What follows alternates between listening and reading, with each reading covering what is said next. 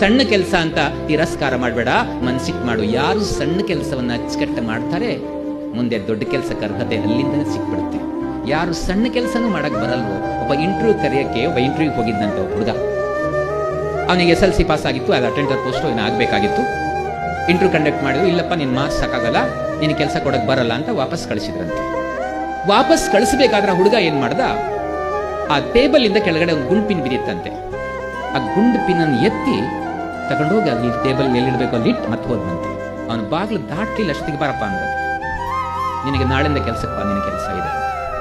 ಸಣ್ಣ ಕೆಲಸ ಅಂದ್ರೆ ಸಣ್ಣ ಕೆಲಸದ ಒಬ್ಬ ವ್ಯಕ್ತಿಯ ಯೋಗ್ಯತೆ ಗೊತ್ತಾಗುತ್ತೆ. ಒಂದು ಗುಂಡು ಪಿನ್ನು ವೇಸ್ಟ್ ಮಾಡಲ್ಲ ಅಂದ್ರೆ ಅಟೆಂಡರ್ ಪೋಸ್ಟಿಗೆ ಅವನೆಲ್ಲ ಇನ್ಯಾರಿದ್ದಾರೆ ಫಿಟ್. ನೋಡಿ, ಈ ತರ ಸಣ್ಣ ಕೆಲಸ ನಮ್ಮನ್ನ ಮೇಲೆ ಎತ್ತುತ್ತೆ, ಬಹಳ ಬಹಳ ಮೇಲೆ ಎತ್ತಕ್ಕೆ ಸಾಧ್ಯ ಇದೆ.